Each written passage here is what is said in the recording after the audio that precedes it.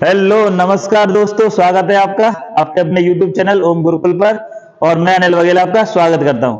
तो देखिए, एक जो सीरीज चल रही है वो हिंदी की चल रही है, जिसमें हमने अनेकार्थी शब्द जो चल रहे हैं वो पढ़ लिया, वर्णमाला कंप्लीट कर ली है।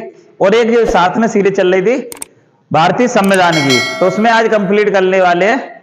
जो भाग 10 है, 9 तक कंप्लीट कर लिया है, 9 का का खा ये कंप्लीट हो गए। आज पढ़ने वाले हैं भाग 10, भाग 11, बहुत छोटे छोटे से 12, 13 और 14 ये सब कंप्लीट हो जाएंगे। आप सोच रहे हो इतना बड़ा कैसे होएगा? बस साथ में बने रहिए, बिल्कुल बढ़िया तरीके से बनेगी वीडियो और आपका क्या है, समझ में आ जाएगा ये सब चीजें। देखिए, तो समय ना खराब करते हुए और ये वीडियो वगैरह शेयर वगैरह करिए और अंत तक बने रहा करिए। जेने के 1 मिनट देखा और आप चले गए, पूरा देखिए लास्ट तक तो समझ में आएगा। और जिन्होंने पहली वीडियो नहीं देखी है वो पहले उसको भी देखेंगे। तो अभी देखिए, शुरुआत करते हैं भाग 10 से। तो भाग 10 जो है उसमें क्या है, एससी और एसटी के प्रशासन के बारे में। एससी और एसटी के प्रशासन के बारे में जो अनुसूचियां आप पढ़ के आए थे, कौन सी 5 और 6, क्या था उसमें भी यही था, एससी और एसटी के प्रशासन के बारे में। प्लस जो 6 थी उसमें अलग से 4 राज्य थे वहां पे। लेकिन यहां देखते हैं कौन कौन से आर्टिकल है। तो देखिए, भाग 10 इसमें क्या मिलेगा आपको। एससी का मतलब क्या है, शेड्यूल कास्ट यानी कि अनुसूचित जाति, और एसटी का मतलब होता है अनुसूचित जनजाति। और उसके प्रशासन के बारे में 2 आर्टिकल इसमें, 44 244 का, वो 244 और 244 का यानी 244 ए। देखिए, कोई भी क्षेत्र जनजाति है इसको कौन घोषित करेगा, राष्ट्रपति करेगा।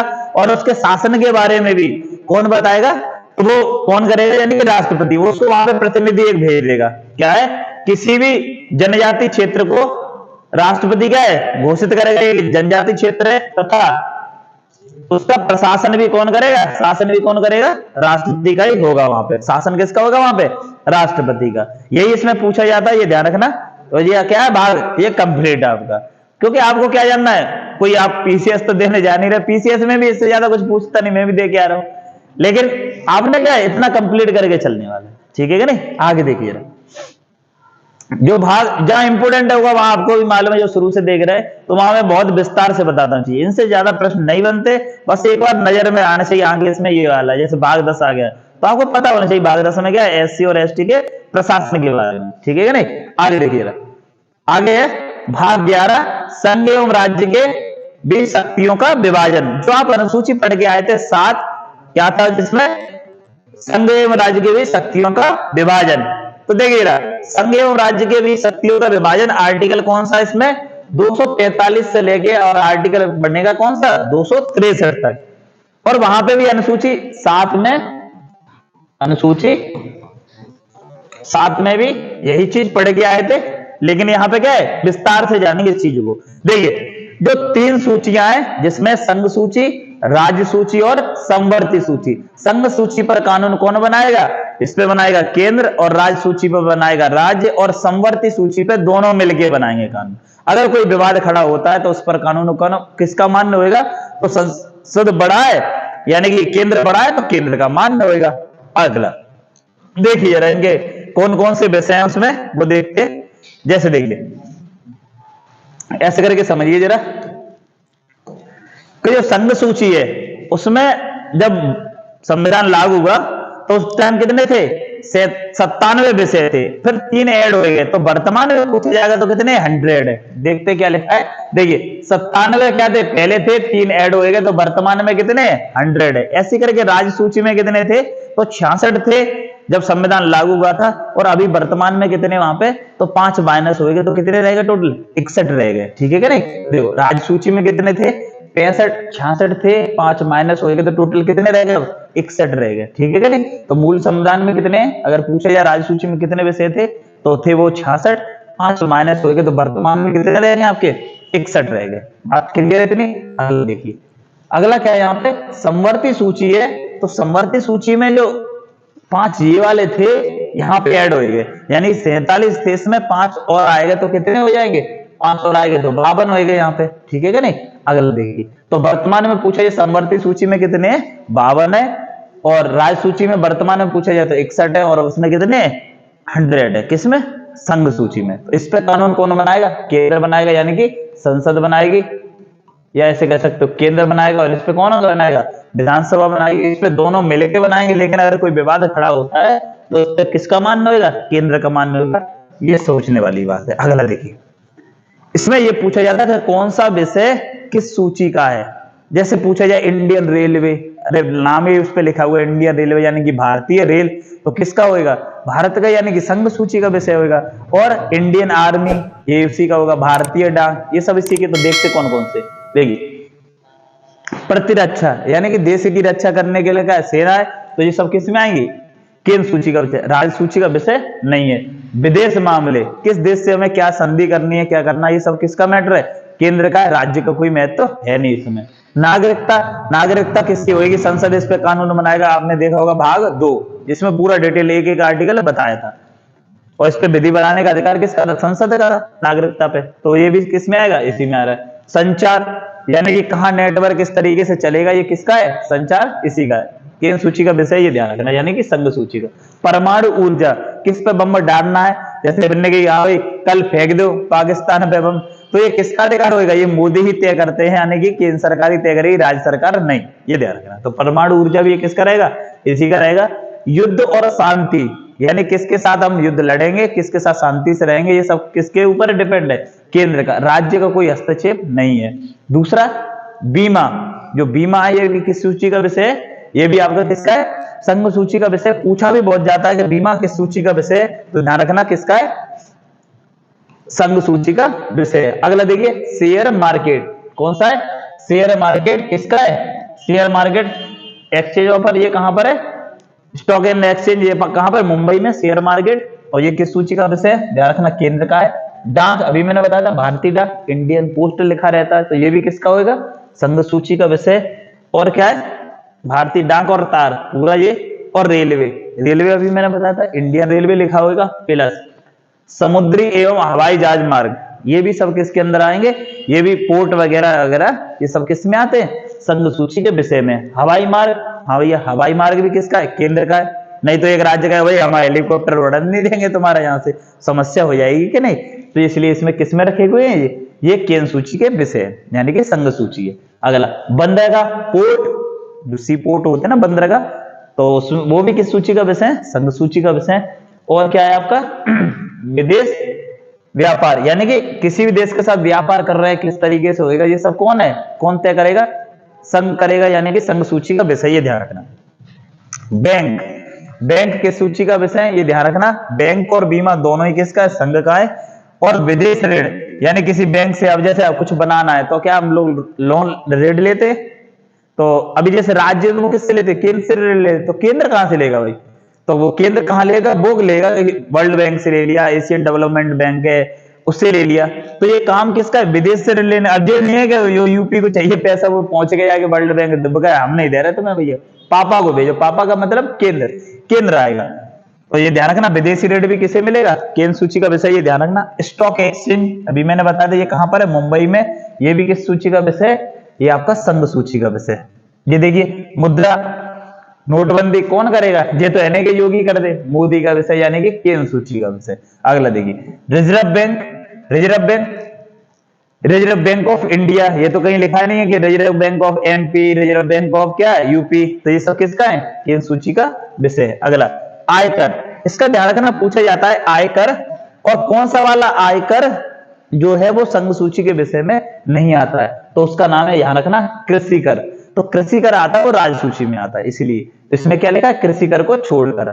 आयकर तो आएगा लेकिन कृषि कर को छोड़ के, क्योंकि कृषि कर काउंट किस में होता है, वो होता है आपका राज्य सूची के विषय में। अगला देखिए निगम कर आता है, मोस्ट इंपोर्टेंट है, निगम कर किसमें आएगा आपका, संघ सूची में आता है। सेवा कर, सर्विस टैक्स, और सीमा एवं जो निर्यात शुल्क है वो वाला। और क्या, लॉटरी, ध्यान रखना, जो लॉटरी लेते हैं अब ये भी केंद्र सूची का है। और अवशिष्ट शक्तियां, ये ध्यान रखना, अवशिष्ट शक्तियों पर कानून कौन बनाएगा, कानून संसद बनाएगी या केंद्र बनाएगी, बनाएगी, ठीक है कि नहीं।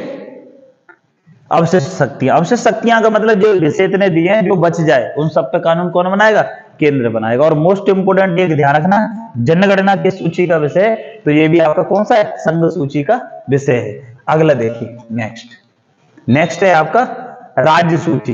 तो राज्य सूची में कौन कौन से आ रहे हैं देखेंगे जरा। राज्य सूची में देखिए, राज्य सूची में आएगा लोक व्यवस्था, यानी कि प्रशासन, यूपी पुलिस वगैरह जैसे अभी देने वाले हैं आप। तो लोक व्यवस्था का काम किसका है, जो पुलिस वगैरह और सही तरीके से व्यवस्था रहे। जैसे आपने देखा होगा, अगर आपको कोई रैली वगैरह करनी है तो परमिशन कहां से ले लेगी, उस जिले के जो डीएम होता है ना, उससे लेनी पड़ेगी। तो ये सब प्रशासन किसका अंदर में आएगा, जो उस राज्य में है, ठीक है कि नहीं। तो लोक व्यवस्था प्लस क्या है, पुलिस, और जो कारागार जो उसमें होंगे, जैसे केंद्रीय कारागार होते वो अलग होते, राज्य के अलग होते। जैसे जेल वार्डन की भर्ती कौन करा रहा है, इसको ऐसे करके समझे करो, जेल वार्डन की भर्ती कौन करा रहा है, राज्य करा रहा है। तो बस राज्य के अंदर में पुलिस, यूपी पुलिस, एमपी के अलग पुलिस, राजस्थान की अलग, पंजाब की अलग, दिल्ली की अलग। लेकिन दिल्ली केंद्र का है तो इसलिए वो केंद्र के अंदर आती है। अगला देखिए भूमि, भूमि का क्या है, जो टैक्स वगैरह लेंगे वो किस पे, भूमि पे लगेगा। स्थानीय सुशासन, जो आपने भाग 9 पढ़ा था पूरा, वो किसके अंदर आता है, राज्य सूची का विषय। जिन्होंने नहीं देखा उसको देखिए जरा, बड़े विस्तार से समझाया उसको। क्या चीज है, स्थानीय सुशासन। और ये किस में आएगा आपका, ये आएगा आपके राज्य सूची में। लोक स्वास्थ्य, यानी कि कोई बीमार वगैरह हो रहा है, ये सब चीजें का है, ये हॉस्पिटल वगैरह जैसे जिला अस्पताल वगैरह है, ये किसको देखना है, तो वो राज्य सूची का विषय, ये ध्यान रखना। बाजार और मेले, जैसे लोकल मेले या बाजार लगते हैं, वो भी सबके इसके कंट्रोल में आएगा, राज्य के। जैसे मैं जिस बटेश्वर क्षेत्र से हूं तो वहां पे लगता है, तो वो सब किसके अंडर में आ रहा होगा, राज्य के अंडर में आता है। कौन से वाले में आएगा, राज्य में, ठीक है करे। अगला देखें पशुपालन, ये भी किसका आएगा, राज्य का विषय, ये ध्यान रखना। सिंचाई, सिंचाई तो सिंचाई, गैस, शराब, मनोरंजन कर, ये सब किसका है। अच्छा शराब का ऐसे समझिए, जैसे बिहार ने शराबबंदी कर रखी है, वहां शराब नहीं बेच सकती, और यूपी में धड़ल्ले से बिक रही है। तो जो पड़ोस वाले होंगे तो पूरे यूपी में आते होंगे रात में, तो ऐसे करके समझ सकते हो। तो क्योंकि अगर केंद्र का विषय होता तो पूरे भारत में बंद होती, बिहार में क्यों होती या गुजरात में क्यों होती। तो ये ध्यान रखना, शराबबंदी वगैरह ये करना, ये किसका विषय, राज्य सूची का विषय है। तो वो ये, और मनोरंजन कर, जैसे तुमने देखा होगा कोई फिल्म आई तो राज्य सरकार क्या करती है, पॉपुलैरिटी के लिए बने की टैक्स फ्री कर दे। टैक्स फ्री का मतलब उस फिल्म से उसको टैक्स नहीं चाहिए गवर्नमेंट को। तो वो जैसे कोई टिकट है 120 की मिल रही है, तो अगर सरकार ने टैक्स फ्री कर दिया, यानी उस पर जो टैक्स लग रहा होगा वो क्या हो जाएगा, कट जाएगा। तो वही टिकट क्या मिलने लगेगी, 60 रुपए में या 70 रुपए में मिलेगी। तो पब्लिक ज्यादा जाएगी, मतलब पब्लिक को ज्यादा दिखाने के लिए फिल्म वो ऐसा कर देती सरकार। जैसे मर्दानी मूवी आई थी एक, और अभी द कश्मीर फाइल्स आई थी, तो राज्य सरकार ने कर दिया कि वो टैक्स फ्री कर दिया, तो बहुत लोग जा रहे देखने के लिए, ठीक है कि नहीं, ये ध्यान रखना। तो मनोरंजन कर, शराब, गैस, भू राजस्व, भू राजस्व का मतलब स्टाम्प ड्यूटी वगैरह ये, और जो भू से जो राजस्व निकल के आता है वो किससे जाएगा, राज्य सूची के विषय में। अगला लगान, जो टैक्स वगैरह लगता है और जो लगान वगैरह वसूली है वो काम है। विद्युत कर, यानी कि लाइट पे, तो यूपी की अलग लाइट होगी भाई, और अलग कर्मचारी होते हैं, हर राज्य के अलग अलग है। कोई राज्य फ्री दे रहा है यूनिट, कोई यहाँ दे रहा है, तो ये क्या केंद्र का नहीं। अगर केंद्र का होता तो फिर तो केंद्र लागू करती, राज्य करते ही नहीं। जैसे पंजाब में वो फ्री यूनिट दे रहे हैं इतने पे, जैसे आम आदमी पार्टी वहां पे फ्री कर रही है। अब इन लोगों ने फिर और भी लोग फ्री करने लगे, कहीं 200 यूनिट फ्री देंगे, कहीं 100 यूनिट फ्री देंगे। तो ये सब किसका विषय होगा, तो ये है आपका राज्य सूची का विषय। अगला टोल टैक्स, तो टोल टैक्स किसका आएगा, राज्य में आएगा।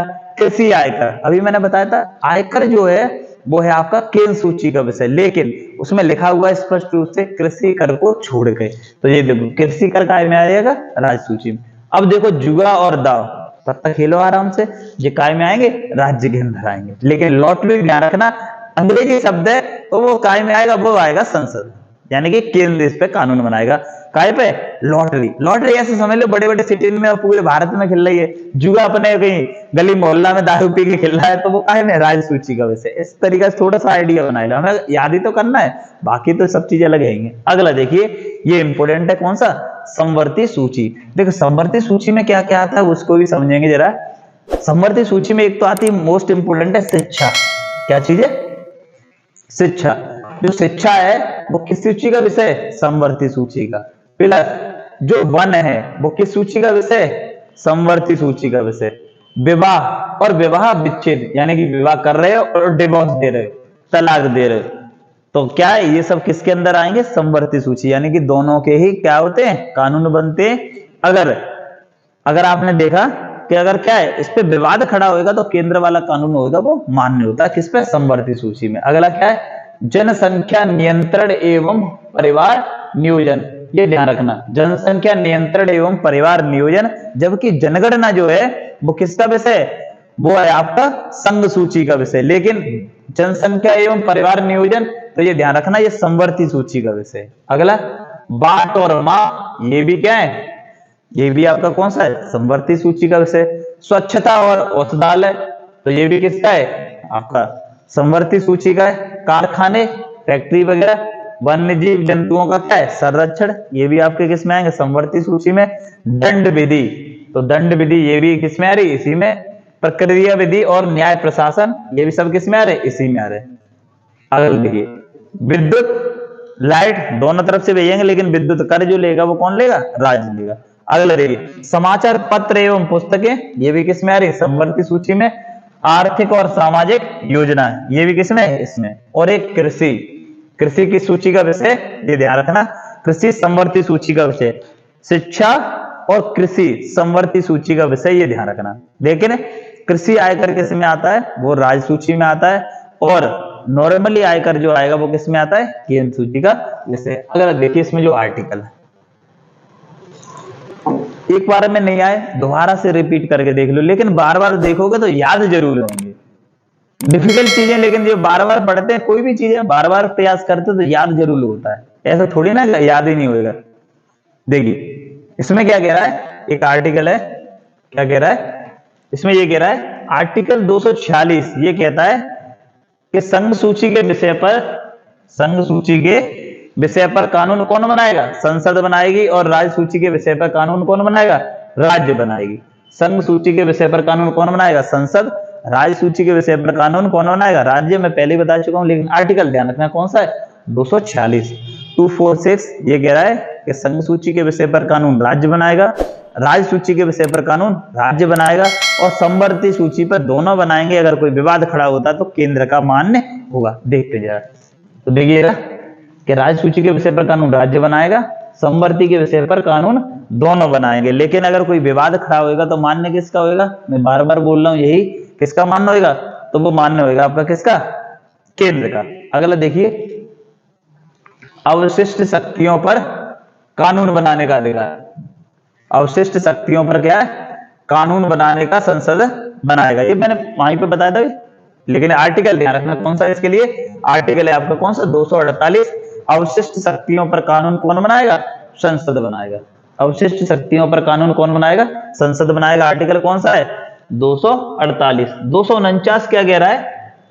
249 कह रहा है यदि राज्यसभा अपने जो उपस्थित सदस्य हैं या मत देने वाले, इनके 2/3 सदस्य, इसको बोलते हैं विशेष बहुमत, 2/3 सदस्य बहुमत से पास कर दिया जाए कि राजसूची विषय, जो राजसूची का विषय वो राष्ट्रीय महत्व का है। आर्टिकल 249 इंपोर्टेंट है, ध्यान रखना। क्या कह रहा है कि यदि राज्यसभा में उपस्थित या मत देने वाले 2/3 सदस्य कोई विषय को राष्ट्रीय महत्व का विषय बनाए के, कितने? 2/3 सदस्य पास कर दें, तो उस पर क्या है? जो राजसूची का भी विषय है उस पर भी कानून कौन बना सकता है? संसद बना सकता है। वही कह रहा है, 2/3 सदस्य बहुमत से पास कर दें और राजसूची का यह राष्ट्रीय विषय का महत्व है तो संसद उस विषय पर कानून बना सकता है। यह कानून क्या? 1 वर्ष के लिए क्या होगा? मान्य होगा। बात समझ में आ रही होगी? 249 जो राष्ट्रीय महत्व का विषय बनाएंगे, अगर पास कर दिए जाए तो उसमें मतलब लाया जाए तो संसद उस पर कानून बना सकती है, ध्यान रखना। अगला है, क्योंकि राज्यसभा मेनली किसका प्रतिनिधित्व करती है? राज्यों का प्रतिनिधित्व करती है। राज्यसभा मेनली प्रतिनिधित्व किसका कर रही है? राज्यसभा का। अगला देखिए 250 आर्टिकल, जब आपातकाल लगा हो तो राज्य सूची के विषय पर कानून कौन बनाएगा? संसद बनाएगा। ये आर्टिकल पढ़ेंगे 352 में, जब राष्ट्रीय आपात वगैरह आप जानेंगे तब ये सब चीज जानेंगे, ठीक है ना? जब राष्ट्रीय आपात लगेगा, आर्टिकल वो जो भाग कौन सा है आपका? अगला देखिए, पर कानून कौन बनाएगा? संसद बनाएगा। यह कानून 6 माह तक लागू रहेगा। कौन सा वाला? जो जब आपातकाल लगा होगा उसके टाइम का, ठीक है कि नहीं? अगला देखिए, और आपात उपबंध कौन से वाले में भाग है? उसके लिए 18। अगला देखिए,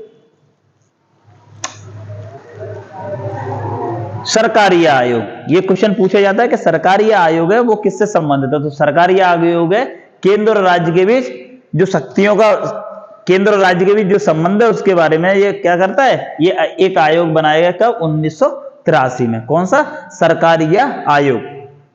सरकारी आयोग किससे संबंधित है, केंद्र और राज्य के बीच शक्तियों के बीच संबंध से। अच्छा, हब हाउस आयोग किससे संबंधित है, कमेंट करके बताएंगे जिन्होंने पहली वीडियो देख रखी है, जो भाग 9 पढ़ाया था, जिसमें जो आयोग थे बलवंत राय मेहता से वगैरह से पहले होंगे।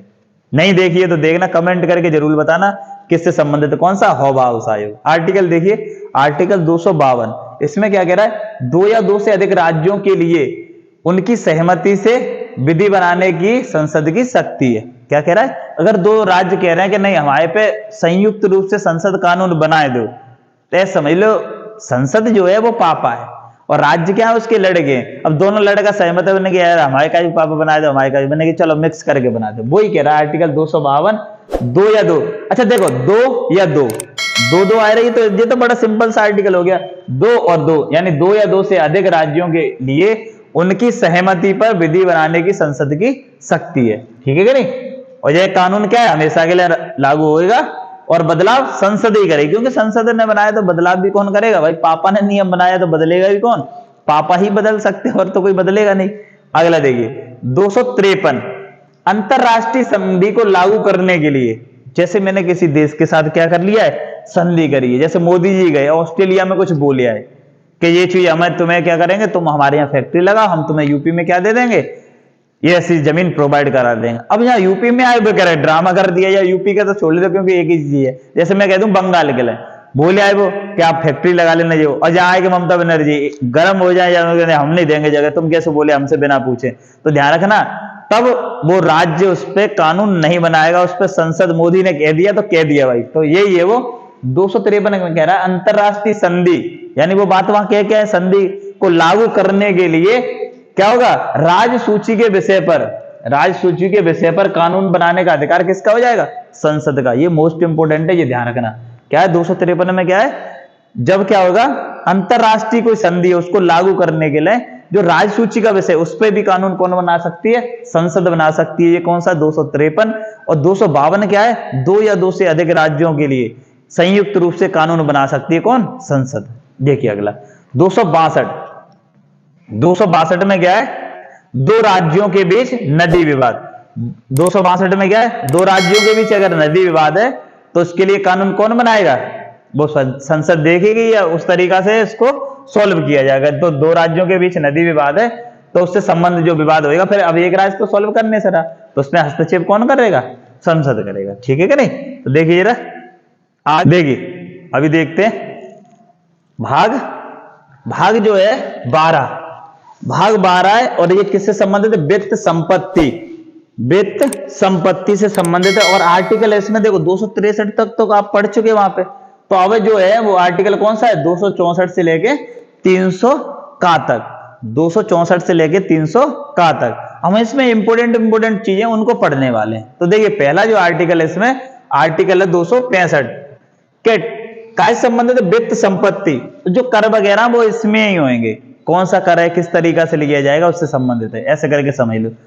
तो 265 कह रहा है कि टैक्स उसी वस्तु पे लिया जाएगा जिस पर क्या है, जिस पे नियम पहले से होगा, यानी कि टैक्स उसी पर लिया जाएगा जिसके लिए संसद में पहले से कानून बन रखा है या नियम होगा। वो कह रहा है आर्टिकल कौन सा, 265। और 266 क्या कह रहा है कि भारत की संचित निधि। 266 में क्या है, भारत की संचित निधि। जब मैंने पढ़ाया होगा आपको राष्ट्रपति, जब मैंने पढ़ाया होगा आपको कौन सा, सुप्रीम कोर्ट के मुख्य न्यायाधीश वगैरह, या सुप्रीम कोर्ट वो हाई कोर्ट के जज जो रिटायर हो जाते हैं, प्लस जो राज्य के राज्यपाल थे जो रिटायर हो जाएंगे जब, तो मैंने बताया था कि इनको जो धन दिया जाएगा वो कैसे दिया जाएगा, जब वेतन वगैरह भत्ते दिए जाएंगे वो कैसे दिए जाएंगे, भारत की संचित निधि। कैसे दिए जाएंगे, भारत की संचित निधि, यानी कि भारत का जे ऐसे समझ लो लॉकर है, पैसे रखे हुए हैं, वहां से दिए जाएंगे। जैसे घर में होते ना, मालिक के को दी जाती, मम्मी पे रहती ज्यादातर, तो वो सब किसके अंदर है, भारत की संचित निधि है। कौन सी है ये, संचित निधि है, इसी से पैसे दिए जाते हैं। जैसे राष्ट्रपति है, उपराष्ट्रपति है, इनके वेतन भत्ते किसमें, भारत की संचित निधि पर भारित होते हैं, ये पूछा जाता है। कि भारत के राष्ट्रपति को वेतन कहां से दिया जाता है, भारत की संचित निधि। सुप्रीम कोर्ट के मुख्य न्यायाधीश को यहीं से, और अन्य न्यायाधीश को भी यहीं से। और जो हाई कोर्ट के मुख्य न्यायाधीश वगैरह होते हैं, ये रिटायर जब हो जाते हैं तो कहां से दिया जाता है, भारत की संचित निधि। प्लस जो राज्यों के राज्यपाल जब क्या हो जाते हैं, रिटायर हो जाते हैं या हट जाते हैं पद से, तो कहां से दिया जाएगा, यहीं से। बात इतनी सी समझ में आएगी। तो भारत की संचित निधि। अगला 267 आरंभिक विधि, यानी कि किस तरीका से आकस्मिक निधि से पैसा निकालेंगे, वो जो कौन सी है, आकस्मिक निधि होगी। ये 267 जो है कौन सी है, आकस्मिक निधि। और इसमें से अगर पैसा निकालना है, अभी मैं इसको समझा रहा हूं यार, आकस्मिक निधि कौन सी है, ये आकस्मिक निधि।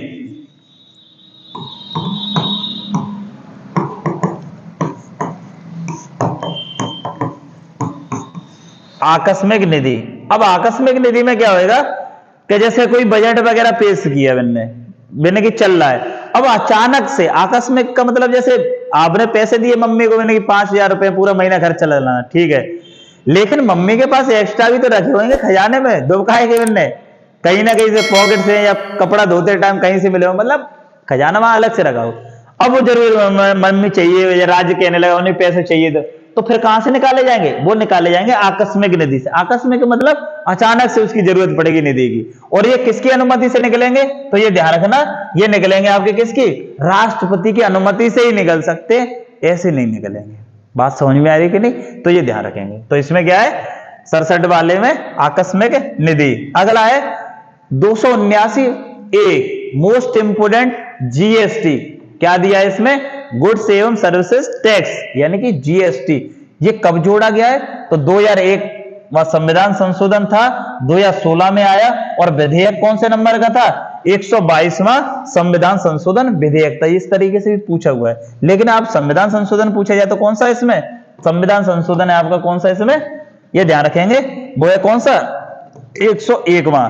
और ये कब लागू हुआ है, तो ये ध्यान रखेंगे, जो संविधान जो लागू हुआ है जीएसटी वाला, वो 1 जुलाई 2017 को। यहां ध्यान रखना, आरंभिक नहीं है, आकस्मिक निधि है, ये मैंने बता दिया वहां पे।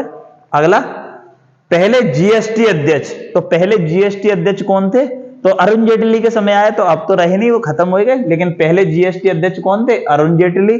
और पहला राज्य जिसने जीएसटी लागू किया वो कौन सा था, असम। अगला देखिए जरा, आर्टिकल है 280 वित्त आयोग। आर्टिकल 280 जिसमें क्या है आपका, वित्त आयोग। और वित्त आयोग में क्या होता है, एक तो होएगा अध्यक्ष और 4 क्या होंगे, अन्य सदस्य, ठीक है कि नहीं। तो 5 सदस्य होता है।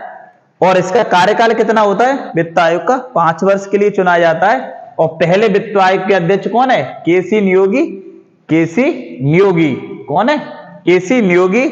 और 15वें नंबर के जो वित्त आयोग के अध्यक्ष हैं उनका नाम क्या है, जो वर्तमान में 25 से लेके कहां तक रहेंगे, 2020 से लेके 25 तक रहने वाले हैं। क्या नाम है इनका, एनके सिंह। तो आप ऐसे करके लिख लेना, 15वें वित्त आयोग के अध्यक्ष कौन है, एनके सिंह। पहले कौन थे, केसी नियोगी जी।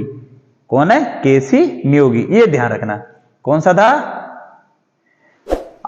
वित्त आयोग, कितने सदस्य, 5 सदस्य, यानी 1+4, 4 क्या होंगे, अन्य न्यायाधीश। और कितना कार्यकाल रहता, 5 वर्ष का। पहले वित्त आयोग के अध्यक्ष कौन है, केसी नियोगी।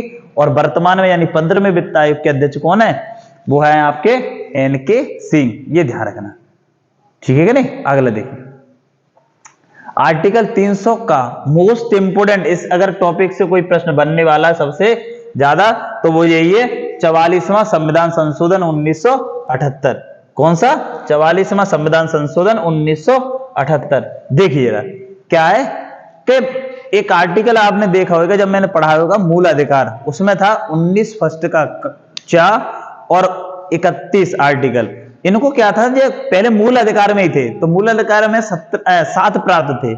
लेकिन बाद में क्या हुआ, जो संपत्ति का अधिकार था उसको हटाया के इन्होंने क्या बना दिया, कानूनी अधिकार बना दिया, यानी कि सरकार के अधीन कर दिया कानूनी अधिकार। कब किया वो, 44वां संविधान संशोधन 1978। और प्रधानमंत्री उस टाइम मोरारजी लाल देसाई, जो कि भारत के पहले गैर कांग्रेसी प्रधानमंत्री थे। तो देखिए आर्टिकल 300 का ऐसा कोई पेपर है नहीं है जिसमें ये आया ना हो, बार बार पेपर में आता है। और ये क्या है? संपत्ति का अधिकार। किसमें? ये 300 का में या 300 एक ही बात है। कब जोड़ा गया? 44वां संविधान संशोधन 1978 के तहत। और कौन कौन से आर्टिकल थे? आर्टिकल 19 फर्स्ट का चा और आर्टिकल है कौन सा? 31। इनको हटाए के वहां से मूलाधिकार थे, हटा के क्या कर दिया?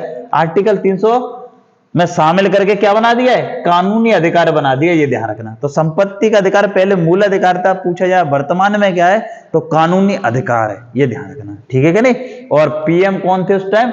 मोरारजी लाल देसाई। बात क्लियर रहेगी होगी कितनी? अगला देखिए इसमें, देखिए